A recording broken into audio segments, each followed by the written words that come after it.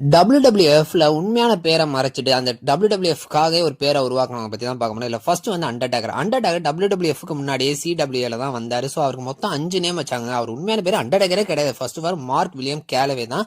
So ஆனால் CWAல அவருக்கு 5 பேர் வச்சாங்க. மார்க் கேலஸ், அப்புறம் மீன் மார்க் கேலஸ், அப்புறம் மீன் மார்க், அப்புறம் டைஸ் மார்கன், the master of pain. So இது மாதிரி அவருக்கு 5 பேர் வச்சிருக்காங்க. அதுக்கடுத்து அவருக்கு CWAல வந்து பெருசாக எதுவுமே கிடைக்காதனால அவரை வந்து மிக்மோனை பார்த்து நம்ம எப்படியாவது WWF போகணும்னு ட்ரை பண்ணியிருக்காரு.